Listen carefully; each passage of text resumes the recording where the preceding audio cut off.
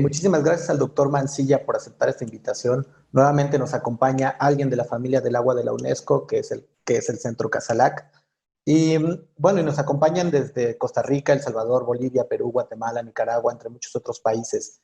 Y es interesante ver, por ejemplo, que existen personas de Profepa, Protección Civil, Senapred, de Protección Civil de varios de los países. Entonces, les agradecemos mucho que estén conectados. Les recuerdo rapidísimo la dinámica de la sesión. Doctor Mancilla, comenzaremos con usted. Usted tendrá 15 minutos para hacer su intervención. Después de esto tendrá la palabra el doctor Arreguín y finalmente abriremos una ronda de preguntas y respuestas con los asistentes. A los asistentes en cualquier momento pueden hacer sus preguntas por el chat. Entonces, doctor Mancilla, rapidísimo me permito presentarlo. El doctor Gabriel Mancilla es licenciado en Ciencias Forestales y especialista en Ingeniería Forestal por la Universidad de Chile y maestro y doctor en Ciencias de la Ingeniería con especialidad en Ingeniería y Conservación de Suelos y Agua en la Universidad del Estado de Washington. Se desempeñó como académico e investigador en la Facultad de Ciencias Forestales y de la Conservación de la Naturaleza de la Universidad de Chile en las áreas de recursos hídricos y conservación de suelos.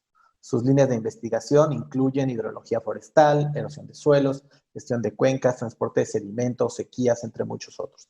Actualmente, como ya lo dijo el doctor González Villarreal, el doctor Mancilla es el director del Centro de Agua para Zonas Áridas y Semiáridas de América Latina y el Caribe, Casalac. Doctor Mancilla tiene la palabra y comparto su presentación. Gracias, don Jorge. Muchas gracias, don Fernando. Y al Centro de Seguridad Hídrica de México, uno de los nuevos centros de la familia del agua de la UNESCO. Bueno, Casalac ya tiene casi 20 años, pero en realidad la actividad es bastante intensa y sobre todo que últimamente el clima nos está deparando bastantes sorpresas y en especial en las zonas áridas y semiáridas el tema de la sequía está siendo cada vez más recurrente y eso nos está causando algo bueno a nosotros, que es mucho trabajo, pero algo malo también por las consecuencias que esto trae. Vamos a hablar un poco de lo que son las sequías en América Latina y el Caribe y también mencionar un poco el caso de Chile.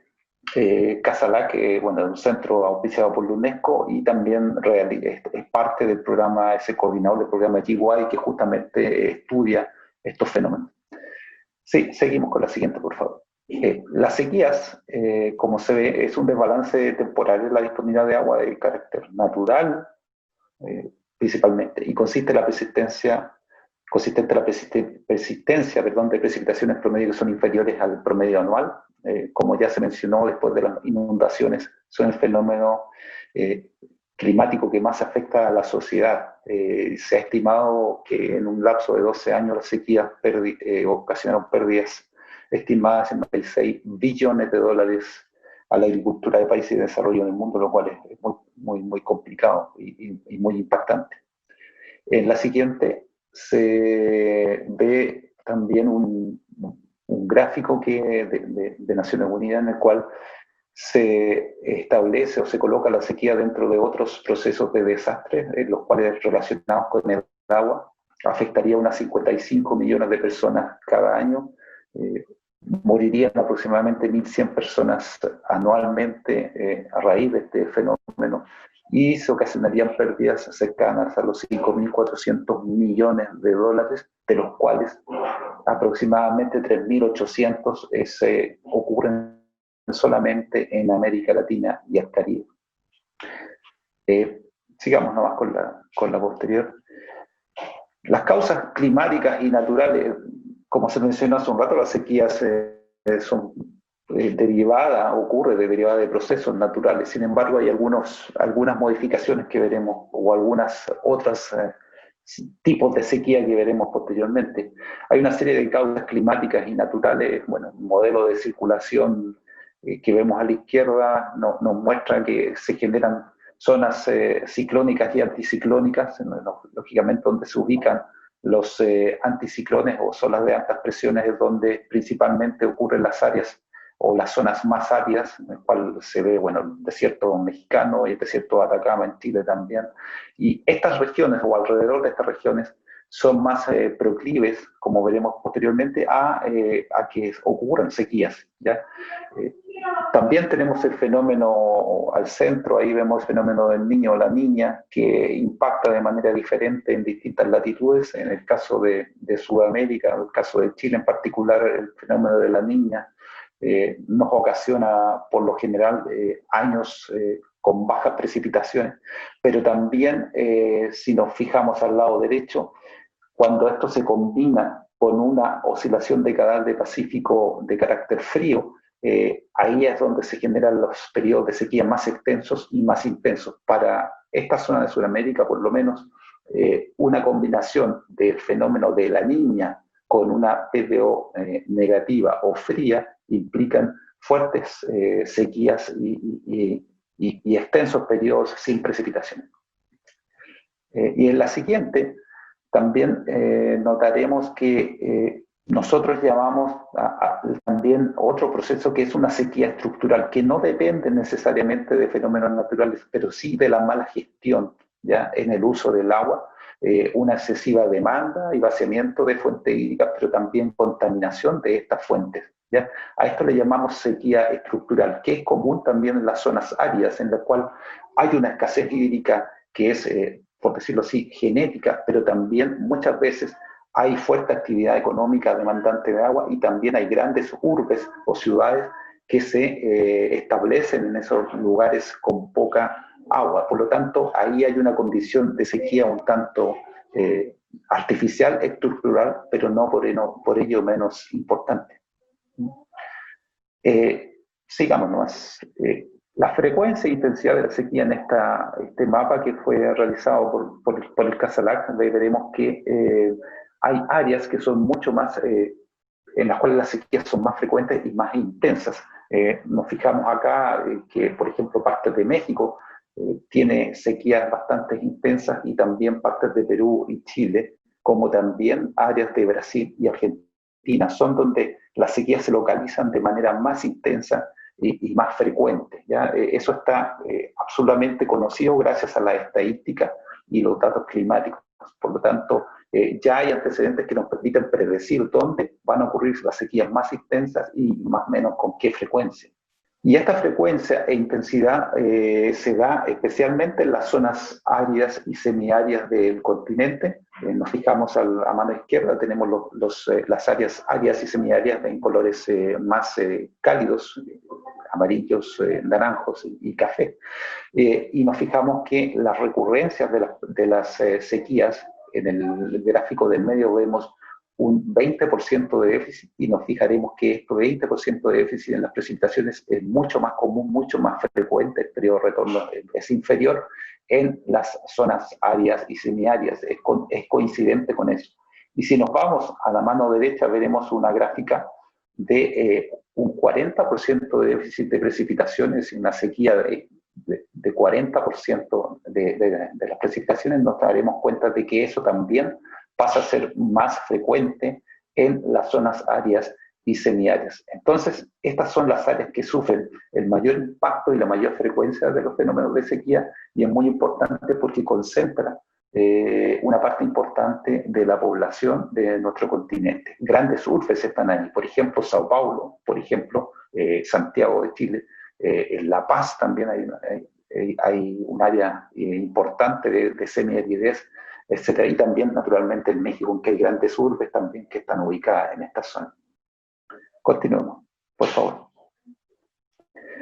No voy a ir mucho en detalle, en honor al tiempo, pero los países sudamericanos, al menos las sequías y los impactos de las sequías son cuantiosos.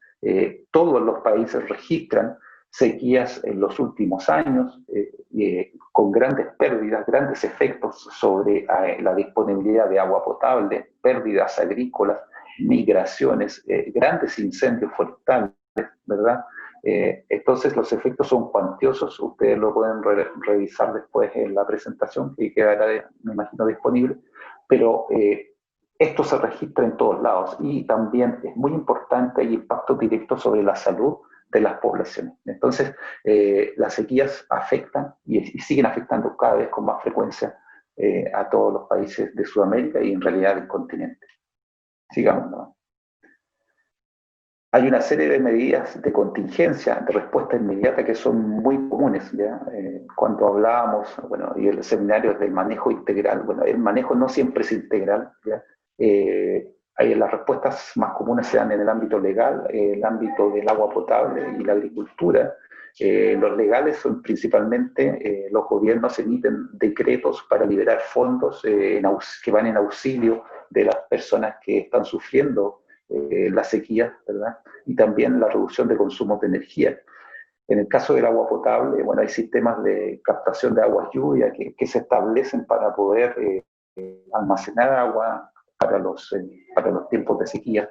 Se suplementa con camiones cisterna, se generan acueductos para el traslado de aguas de zonas en las cuales hay mayor disponibilidad hacia otras, etcétera. Y también se ha estado estableciendo en algunos países el aumento del costo del agua potable, cosa de desincentivar su uso por parte de la población. Aspecto que si nosotros unimos la sequía con el COVID, por ejemplo, no tiene sentido y va en realidad causando un efecto contrario, ¿verdad? Y en la agricultura, bueno, el aumento de la eficiencia de riego, profundización de pozos, podas de frutales, pastoreo que se permite en zonas de áreas públicas y costados del camino, se hipermeabilizan los canales de riego. Son una serie de medidas que se van tomando como contingencia y que son bastante comunes en los países latinoamericanos. Sigamos, por favor. Pero aparte de estas medidas de corto plazo, también hay planes de mediano y largo plazo ante las sequías en varios de los países, en este caso sudamericanos, ¿verdad? En el cual vemos acá en verde las medidas que se han declarado para mediano y largo plazo, en amarillo las que se han expresado pero no se han materializado, y en color café las que no se han establecido como prioritarias, ¿verdad? Y nos daremos cuenta de que principalmente todos los países, o casi todos los países, hay algunos que no tenemos antecedentes, pero la mayor parte establece como fundamental el tener más represas para poder almacenar más agua, ¿ya? En algunos casos, por ejemplo, coloco el caso de Chile, tenemos que se pretende también aumentar mayor cantidad de embalses. Sin embargo, tenemos una sequía persistente y ahí hay una disyuntiva en el sentido de que vamos a tener embalses, pero no vamos a tener agua probablemente. Plantas de desalinización también se han establecido como prioritarias, sistemas de alerta temprana, la mayor parte de los países está trabajando con ellos, mayor eficiencia en riego, gestión integrada de recursos hídricos, y lo que sí está al debe son las medidas sociales. Existe poca información o más bien poca educación a la gente sobre el cuidado que debe tener del agua, cuidado tanto en su consumo como en evitar contaminarla, ¿ya? En eso la mayoría de los planes de los países está un poco al debe. Sigamos, por favor. Bueno, y nos pasamos al caso chileno, ¿ya? En el cual tenemos la situación de que Chile está sufriendo una sequía muy intensa que ya lleva más de 10 años, ¿ya? Es la mega sequía llamada, y esta está en directa vinculación con el fenómeno de la Niña y también con una PDO negativa. Sigamos, por favor. Como se ve históricamente acá. Hay varias muestras de eso. Por ejemplo, hay déficits que van de entre 20 y 45% del agua caída al año. Muestras muy significativas, por ejemplo, acá tenemos una de las lagunas más populares que había cerca de Santiago, la laguna de Aculeo, y en la cual vemos que ya no existe. Desapareció esta laguna, principalmente por dos motivos: la falta de agua por las sequías, pero también la excesiva demanda por parte de la población y también por parte de las actividades productivas. La mayor parte, como ven ustedes acá, de la zona central de las estaciones pluviométricas muestran una baja consistente en las precipitaciones, y los grandes embalses, este es el embalse El Cheso, que abastece la ciudad de Santiago, de 7 millones de habitantes, y nos fijamos que si bien el año 88 el año 2016 se recuperó una sequía, ya el año 2019 no hubo recuperación, y al 2020, como se ve abajo, esa recuperación también es mínima. Sigamos, por favor. y lo que es peor, se avisora de que esta sequía va a continuar. Ya se sabe que probablemente el año 2021 se establezca una niña, ¿ya? Que para el caso de Chile implica sequías, ¿ya? Y algunos índices, por ejemplo, si entre el año 1950 y 2009 llovían 321 milímetros en la zona central de Chile, ahora hay 188 milímetros, ¿ya? Y las temperaturas promedios también han ido aumentando, ¿ya? Como también los días con temperaturas muy altas, olas de calor que se han hecho cada vez más frecuentes y que han generado grandes incendios forestales. Sigamos, por favor.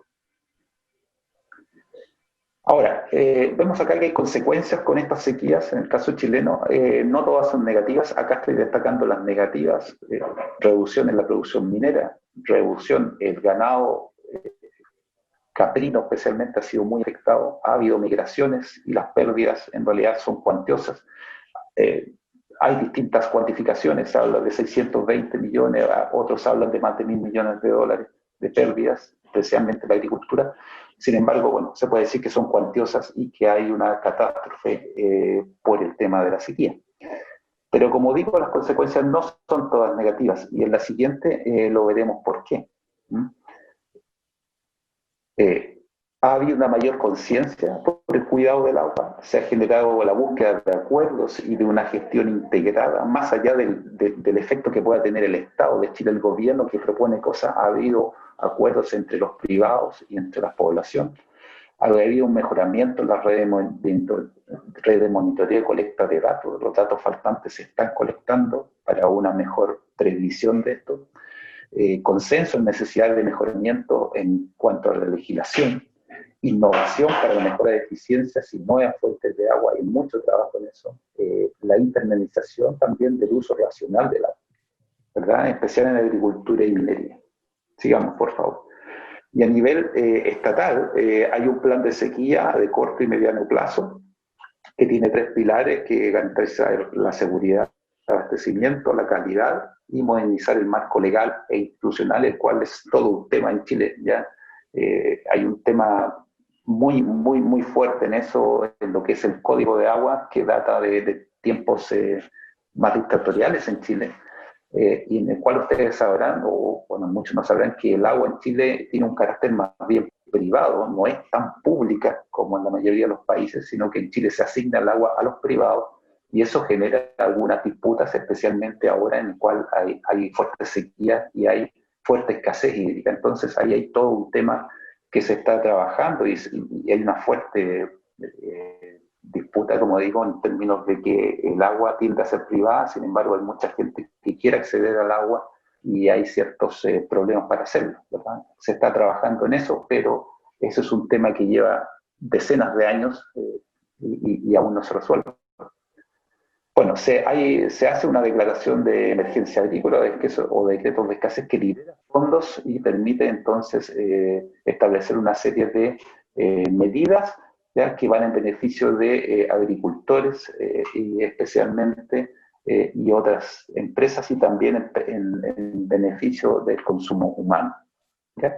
Lo otro es que las frecuentes sequías en general, como yo lo mencionaba hace un rato, han generado una serie de iniciativas privadas y de centros de investigación de la universidad. Hay mucha vinculación en lo que es empresa productiva, centros de investigación de universidad. Entonces hay bastante avance en esa materia y lo único que falta ahora es que ojalá el Estado pueda aglutinar todas esas buenas iniciativas existentes para generar un plan consistente de corto, mediano y largo plazo que tenga bases y fundamentos sólidos. Entonces, para concluir, podemos decir que las sequías son fenómenos recurrentes y por lo tanto son predecibles y existen métodos para ello. En concordancia con lo anterior, las medidas de contingencia no pueden ser improvisadas como ha sido hasta ahora, sino que formar parte de una planificación y fundamentada. Lo otro es que la coordinación e integración entre los usuarios del agua requiere del apoyo estatal. Este es clave para una gestión eficiente ante las sequías. Entonces, esa mancomunión de esfuerzos puede llevarnos a todos, no solo a Chile, sino que a todos los países de Latinoamérica, a una mejor respuesta ante este fenómeno que siempre nos va a seguir afectando. Muchas gracias. Aquí pongo mi correo y también está el sitio web de Casalac para que lo puedan visitar. Muchas gracias. Muchas gracias a usted, doctor Mancilla. Voy a dejar de compartir su presentación y ya nos acompaña aquí el doctor Felipe Arreguín, que tuvimos un pequeño problema técnico, pero ya está resuelto. Muchas gracias, doctor Arreguín, por su asistencia. Me permito presentarlo rapidísimo. El doctor Felipe Arreguín fue subdirector de la Comisión Nacional del Agua en México, exdirector del Instituto Mexicano de Tecnología del Agua, vicepresidente del Colegio de Ingenieros Civiles de México, es experto asociado del Centro Regional de Seguridad Hídrica bajo los auspicios de UNESCO y profesor investigador de la Universidad Nacional Autónoma de México. Doctor Arreguín, muchísimas gracias por aceptar la invitación. Y nada más si pudiera hablar para saber que lo escuchamos, doctor. Sí, buenas tardes a todos ustedes. Lo escuchamos sin ningún problema, doctor. Comparto su presentación. Bueno, pues buenas tardes a todos ustedes. Una disculpa, se dio la tormenta perfecta, se está actualizando la computadora, el iPad no quiso y finalmente me estoy comunicando con el teléfono. Pero bueno, estoy aquí con ustedes, me da mucho gusto verte, Gabriel, otra vez. Si pasamos a la siguiente. En esta gráfica, que es el monitor de sequía de nuestro país, se puede ver cómo nos encontramos actualmente en este momento, y pueden ver ustedes también allí una definición de sequía. No voy a referirme a la definición de la sequía. Más bien lo que quiero hacer notar es que cuando hablamos de sequía debemos tener claramente de qué estamos hablando. Si vemos la siguiente lámina, por favor, Jorge. Aquí vemos el manual de indicadores e índices de sequía, donde pueden ver ustedes, esta es una publicación de la OMM, la Organización Meteorológica Mundial, en donde se describen 50 índices que se clasifican de diferente forma, ¿no? Por tipo, por facilidad de uso, etcétera, etcétera. La mayoría de ellos, 23, son de carácter meteorológico. Hay 4 que toman en cuenta la humedad del suelo, otros 8 hidrológicos. En fin, hay muchos índices. Como les digo, vale la pena ver esta referencia. Hay 50 índices ahí definidos. Normalmente nos guiamos y nos conformamos, nos comunicamos con los índices de carácter meteorológico. Si vemos la siguiente, por favor. En el caso de México, bueno, somos un país que está muy expuesto a las sequías por nuestra ubicación geográfica. Pueden ver ustedes ahí, estamos precisamente en la misma banda que los países que tienen los mayores desiertos en el mundo. La que sigue, por favor. Estos son los índices de vulnerabilidad global de nuestro país a nivel municipal.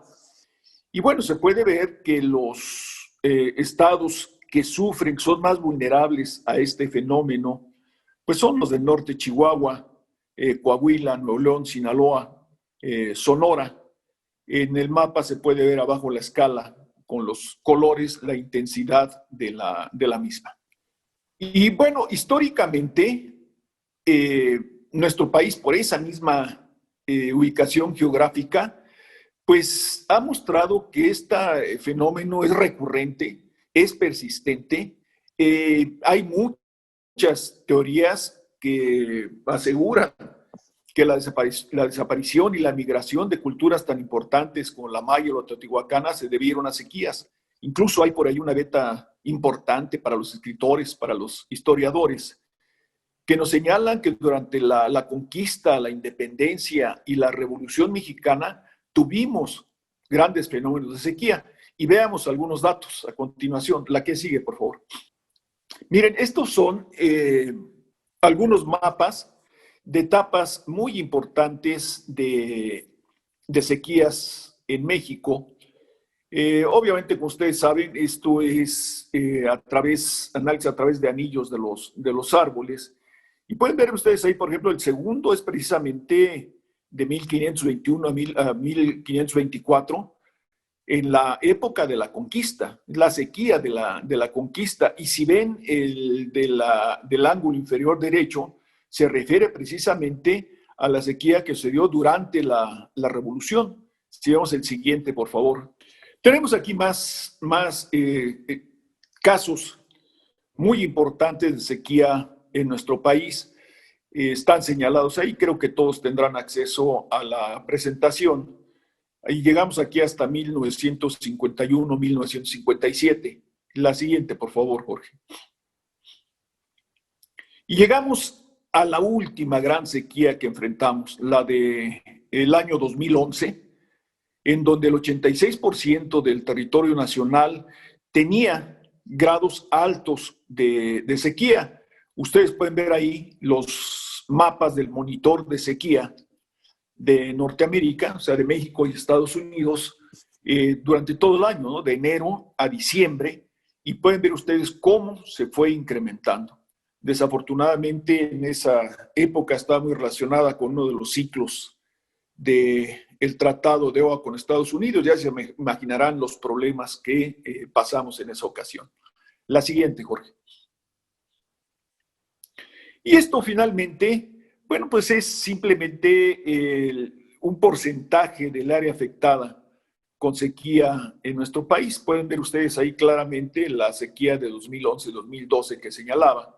Recuerden que los colores más oscuros indican niveles de sequía más intensos.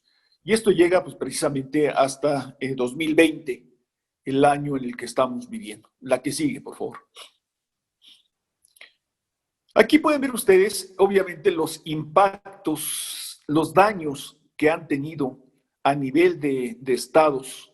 Estos fenómenos son muy costosos, están aquí marcados en millones de dólares. Afortunadamente no son tantas pérdidas de vidas humanas, pero pueden ver que tiene grandes impactos en nuestro país. En fin, es uno de los grandes fenómenos extremos que afectan a México.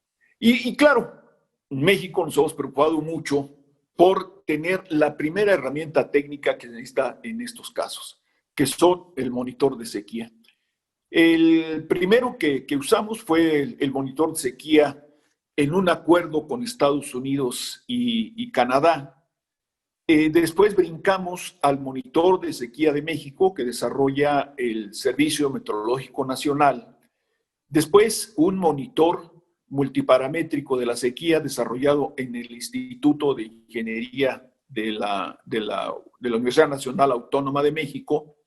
Y también tenemos el monitor de la persistencia de la sequía en México, desarrollado en el Instituto Mexicano de Tecnología del Agua. Aquí lo importante de este monitor es que genera un producto básico, el mapa ponderado de escala temporal de la sequía. Insisto mucho en esto, si la base técnica, el soporte de cualquier programa, que es en lo que vamos a terminar esta pequeña plática, es tener este tipo de monitores. La que sigue. Este monitor ponderado de la sequía a escala temporal incluye varios índices que consideran la temperatura, la precipitación, la humedad del suelo, la vegetación, y por eso pues nos brinda las herramientas muy completas para poder atender a este fenómeno en México. Esta es la herramienta técnica. Si vemos la siguiente. Pero no ha quedado ahí. Sí, obviamente en México necesitábamos un soporte legal para establecer el Programa Nacional contra la Sequía. Esto es PRONACOSE, Programa Nacional contra la Sequía. Y parte todo de acuerdos de carácter general de inicio y término de sequía. Es decir, el gobierno federal define cuándo inicia y cuándo termina la sequía. Es un acto de autoridad. Entonces, tenemos ya la herramienta técnica. Actualmente el monitor oficial es el del Servicio Meteorológico Nacional, pero están en investigación, en desarrollo, otros que seguramente lo van a mejorar. Y tiene como soporte, obviamente, estos acuerdos de carácter general. La que sigue. Bueno, este es el monitor, este es el último que ha emitido el Servicio Meteorológico Nacional. Y bueno, esta gráfica es muy, muy importante porque es la que se usa para establecer estos acuerdos que les decía son de carácter oficial, donde se señala, por un lado, la intensidad de la sequía, pero también, por otro lado, las acciones de carácter general. Fíjense, esto es lo importante, se está traduciendo ya una herramienta técnica con un soporte legal a una serie de acciones de acuerdo a la fase en que se encuentran la sequía. Vamos, tomemos por ejemplo la fase 2, que sería una sequía severa. Entonces, las acciones que se establecen para esa fase de la sequía son medidas de racionamiento obligatorias. Fíjense, estamos en el parte medio, son las obligatorias. Si ven hacia atrás, son medidas de acción voluntarias y ya las otras son medidas de racionamiento obligatorias. La que sigue, por favor. Este programa, el Programa Nacional contra la Sequía, tiene varias líneas de acción, que la primera que nada es la formulación, estoy viendo la primera columna, la formulación de programas de medidas preventivas y mitigación de la sequía. Estos programas de mitigación de la sequía están hechos a nivel de cuencas, eso están todas las cuencas, a nivel de algunas ciudades y también empezamos a hacer algunos distritos de riego. Obviamente están me estoy refiriendo a la segunda columna, al centro, los actos de autoridad para garantizar el agua para consumo humano y desde luego la atención coordinada de todas las dependencias que tienen que ver con este tipo de atención, con este tipo de fenómenos. Hay toda una metodología para atender a la sequía, ustedes lo pueden ver aquí, en las tres etapas principales. La etapa de antes de la sequía, qué hay que hacer antes de la sequía, qué hay que hacer durante la sequía y qué hay que hacer después de la sequía. O sea, está perfectamente definido esto. ¿Y dónde está esto perfectamente definido? Si vemos la siguiente. Sí, donde les quería mostrar a ustedes, ¿verdad?, las imágenes de los programas, ya de los libros de atención de la sequía en cada una de las cuencas. Insisto, esto está hecho, está elaborado. Entonces, ¿qué se necesita? Bueno, que se inicie, que se publique ese acuerdo por parte del gobierno federal, una vez que tenemos la información del monitor, y luego toda la gente debe poder saber reaccionar de acuerdo a sus programas de manejo de la sequía. En esa etapa nos encontramos. Y claro, en estos nuevos productos que se están desarrollando para fortalecer los monitoreos, no me cabe la menor duda a mí que tenemos que migrar hacia nuevas tecnologías, hacia tecnologías de la cuarta revolución. En particular, ahorita ya la herramienta que todos estamos utilizando pues es el satélite, el GOES-16, pero hay otros importantes como los que le estoy marcando ahí. Y desde luego, con tanta información, no podemos olvidarnos de utilizar Big Data y toda esta información que seguramente nos van a ayudar a hacer más precisos los pronósticos que hagamos para el manejo de la sequía. Y finalmente quisiera señalarles que la experiencia mexicana ha servido mucho, mucho. Ustedes tienen aquí documentos de la Organización Meteorológica Mundial, donde se comparte la experiencia mexicana, independientemente de una serie de artículos que hemos enviado, pero también en forma explícita en Turquía, en algunos países de Sudamérica, la OMM, que ya lo comenté, en Centroamérica, en Abu Dhabi, en Arabia Saudita, y la última, el libro que ven ustedes aquí, la imagen más grande, es una de las últimas publicaciones de la OMM, donde gentes como René Lobato, del Instituto Mexicano de Tecnología del Agua, o Mario López, son citados, ¿no? Porque son quienes han creado todo este tipo de trabajo junto con otras personas que hemos estado involucradas aquí, pero creo que la experiencia mexicana se ha compartido y está obviamente a la disposición de todos ustedes. Pues lo dejo hasta aquí, Jorge, muchas gracias.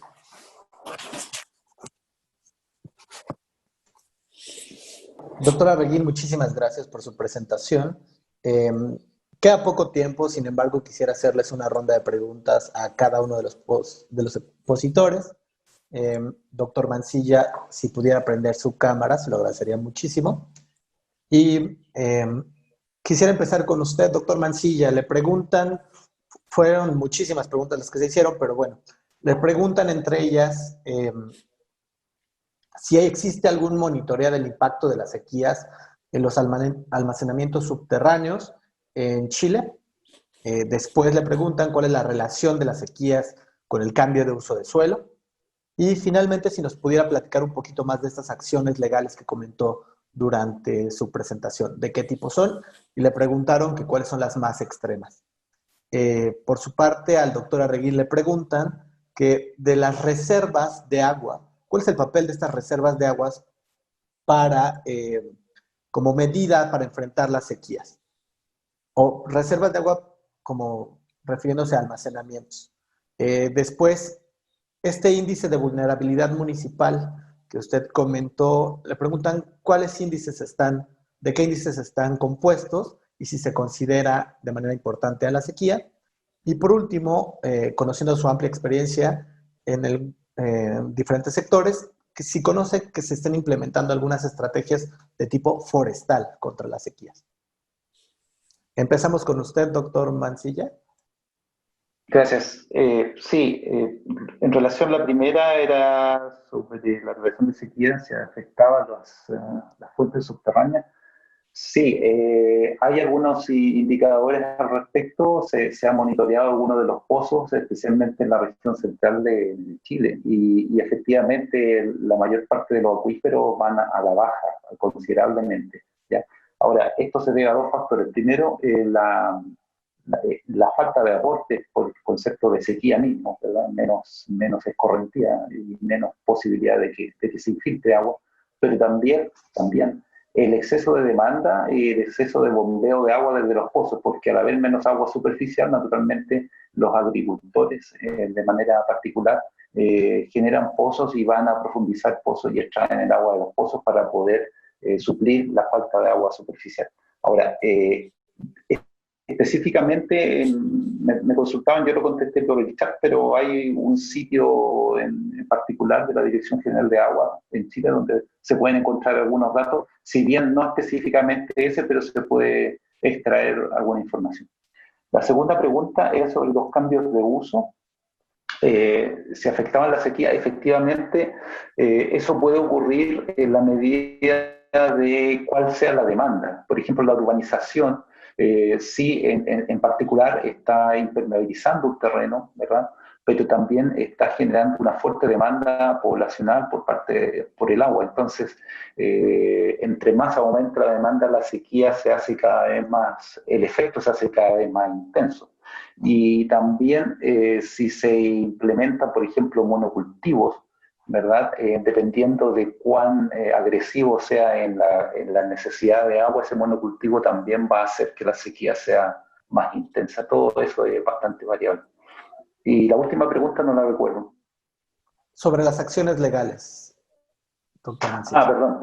Sí, lo que pasa es que yo comenté algo en parte, pero en Chile hay un código de aguas que viene desde el año 1981 y en el cual se otorgan derechos del agua a los privados, ¿ya? Ese código fue hecho el año 81 en el cual, por lo general, nosotros teníamos, o una época en la cual había abundancia de agua, teníamos fenómeno del Niño y por lo general las precipitaciones eran mucho mayores que las que hay ahora. Entonces, ese código en el cual usted asigna agua a los privados, actualmente con un problema de sequía fuerte y una disminución por cambio climático de las precipitaciones, como que queda un poco obsoleto. Entonces, ahí está el mayor problema que se han hecho o se han digamos, propuesto 120 modificaciones a ese código que tienen que pasar por toda una instancia legal que naturalmente demora bastante, ¿ya? Hace poco se hicieron 5 modificaciones y eso tomó 5 años. Entonces, realizar 120 modificaciones es muy complejo. Entonces, ahí hay una disputa fuerte, una disputa legal, o más bien una disputa que se ha politizado, y eso ha traído consigo que no ha habido aún cambios. Están postulados, pero no se han llegado a buen término y es difícil que se haga. Entonces, actualmente la situación es esa, hay un código que faculta el uso privado del agua principalmente, un código hecho con abundancia de agua, y ahora tenemos una situación opuesta. Entonces hay que generar fuertes modificaciones o un cambio total. Muchísimas gracias, doctor Mancilla. Doctora Arguín tiene la palabra.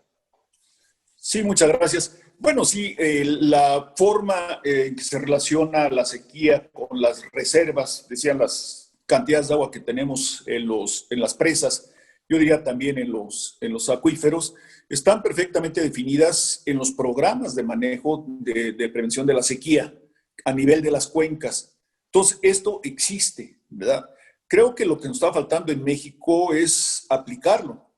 No se ha aplicado con toda la potencialidad que tiene, ¿verdad?, este programa. Pero entonces sí existe la forma de manejo, ¿verdad?, y el compromiso que debe tener y la forma de actuar, ¿verdad?, de la autoridad para el manejo de estas reservas, como lo están llamando, ¿no? Ahora, ¿cuáles índices se utilizan? Bueno, empezamos por los de siempre, ¿no? El meteorológico, el hidrológico, pero también se tomaron índices de carácter social y económico, porque es muy diferente cómo impacta la sequía a cada uno de los sectores dependiendo de los niveles que ellos tienen. Y la tercera pregunta de la aplicación, si es que así lo entendí bien, a nivel forestal, quiero decirles que sí está considerado, obviamente, dentro de esos programas. Déjenme decirles que esos programas no son cosas que los ha hecho la autoridad. Se hicieron en cada uno de los consejos de cuenca. Yo creo una de las mejores expresiones que tienen los consejos de cuenca de participación. Esto me interesa mucho, porque quien encabezó los esfuerzos en cada una de las cuencas fue una universidad en cada una de ellas. La universidad a la que tenía más confianza, ¿verdad?, los miembros del Consejo de Cuenca y obviamente la autoridad. Entonces, encabezaron el esfuerzo las universidades, pero también participaron ellos, obviamente, todo el tipo de usuarios que forman estos consejos. Entonces, ellos integraron esos documentos. Entonces, vale la pena verlos y sí, obviamente están considerados ahí. Insisto, lo que vale la pena ahora es que los apliquemos. Muchas gracias a ambos. Quedan unos pocos minutos y hay algunas preguntas que se repiten y quisiera hacérselas, si pudieran hacer un breve comentario ambos sobre la misma. La importancia de mantener unas redes de estaciones meteorológicas o de monitoreo en cada país, cuál es la importancia y por qué deberían de destinarse más recursos. Y la otra es los métodos de evaluación económica de los impactos de la sequía. Ahora empezamos con usted, doctora Arguín. Bueno, sin duda, ¿verdad? Sin duda, lo que necesitamos es fortalecer nuestras redes de medición. Lo que no se puede medir, no se puede administrar, ¿no? Entonces, yo creo que no hay la menor duda, nada más que ahora tenemos que ser ya más inteligentes, ¿no? Si combinar todas las mediciones que podamos hacer a nivel de superficie con los satélites, como comentaba anteriormente, ¿no? Entonces, sí tenemos que pensar en invertir, ¿verdad? Muchas piensan que es recurso perdido, sobre todo quien decide los presupuestos. O sea, un país, y México en particular, no puede quedarse sin una buena red de medición que alimente a los monitores, y de ahí se desencadena todo lo que hemos platicado. Doctor Mancilla. Sí, totalmente de acuerdo con lo que dice el doctor Arguín, y también considerar algo que es muy importante: hay que invertir en datos, invertir en instrumentación para poder tener datos faltantes y poder predecir y poder pronosticar mejor, pero también hay que invertir en lo que es la mantención de esos instrumentos, porque muchas veces ocurre que se invierte, pero después los instrumentos quedan obsoletos o bien digamos, sufren desperfectos y no se arreglan. Entonces, me parece que ahí son las dos vías que hay que ir cumpliendo. Y la segunda pregunta era sobre los métodos de valoración económica y si pudieran incluir también esto que platicaba el doctor Arreguín de la importancia de la participación ciudadana y de la vinculación con otras instituciones en la gestión integral del riesgo ante sequía. Doctor Mancilla. Sí, bueno, en cuanto a cómo cuantificar los efectos de la sequía, lo que se ha hecho por lo general es que eso sea más bien compartimentalizado, es decir, el sector agrícola estima sus pérdidas, el sector minero estima sus pérdidas, el sector de agua potable estima sus pérdidas, entre comillas, y de esa manera se va estableciendo los montos, ¿ya? Por lo general se ha hecho así. En cuanto a lo que es la participación ciudadana, es muy importante y qué bueno que me lo recuerda, porque para poder mejorar, también conecto un poco con la pregunta anterior, la disponibilidad de datos y la instrumentación, lo que se está haciendo mucho es que las mismas personas participen en la toma de datos, ¿ya? No necesariamente habiendo instrumentos muy sofisticados, pero ese apoyo de parte de la comunidad es fundamental para poder llevar a cabo mejores programas a través de la mejor o la mayor cantidad de datos en áreas en las cuales muchas veces es difícil tomar los datos, ¿ya? Entonces, en ese sentido, yo vinculo la participación de la comunidad no solamente como un asunto integral en la gestión hídrica, sino también en la toma de datos. Gracias, doctor. Doctor Arregui.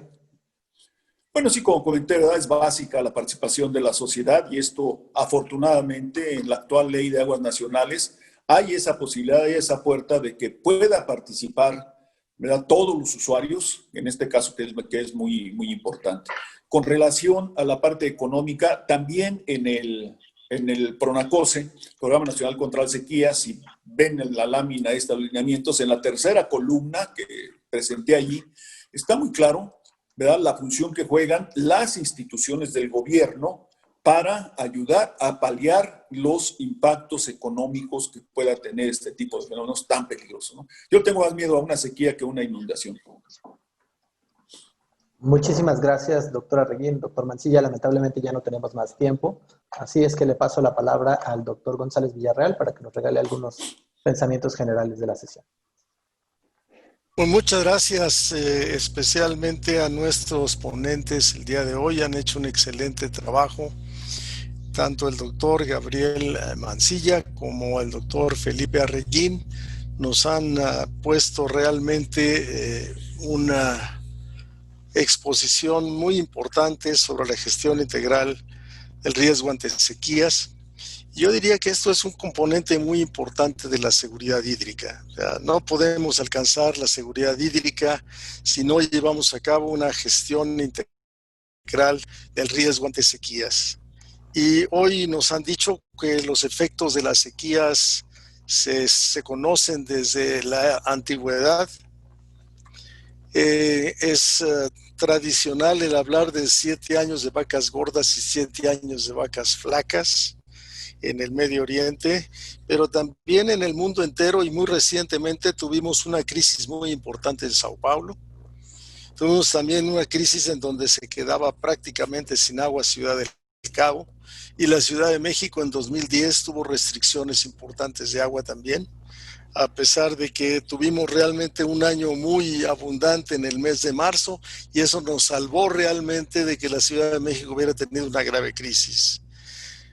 También hemos aprendido el día de hoy que a medida que crece el estrés hídrico, quiere decir que va aumentando la demanda de agua en las cuencas hidrológicas en relación con la disponibilidad. Crece entonces la vulnerabilidad ante la sequía en los distintos sectores. Entonces, en el futuro tendremos un incremento importante del estrés hídrico, que hoy abarca a una tercera parte de la población del mundo. Al crecer el estrés hídrico, crecerá también la vulnerabilidad ante la sequía. También en México me refiero a un evento que poco se registró, pero realmente en el noroeste en el año 2004 cerramos un distrito de riego, que es la fuente principal de ingresos de una ciudad de cerca de 500,000 habitantes en el Valle del Yaqui. Eso me tocó directamente dirigir las acciones en contra de la sequía y realmente es un asunto muy grave socialmente, políticamente, que requiere de una cooperación muy importante desde la esfera federal o nacional hasta las esferas locales. El otro factor que tenemos encima es el cambio climático, nos lo explicó el doctor Mancilla muy bien, pero este efecto del cambio climático también nos hace que las sequías vayan a ser en el futuro más intensas y más frecuentes en una buena parte del globo terrestre. No se habló hoy de ello, pero yo pienso que una parte importante de los incendios forestales en Australia y también en California se deben en una buena parte a un periodo de sequías. Y eso representa también pérdidas muy importantes en la biodiversidad y también modifica la parte hidrológica de las cuencas. Finalmente, una de las cosas que en México tienen a cargo los consejos de cuenca, de acuerdo con la Ley de Aguas Nacionales, es que ante una sequía se pueden cambiar las prioridades de uso de las aguas. Esto creo que es un asunto fundamental que tendríamos que tomar en cuenta también para adecuar las leyes a una época en donde tengamos sequías más intensas por más tiempo. En fin, yo quiero felicitar a los ponentes, creo que nos han traído realmente un tema fundamental y este tema es realmente cómo hacemos para enfrentar las sequías en el futuro.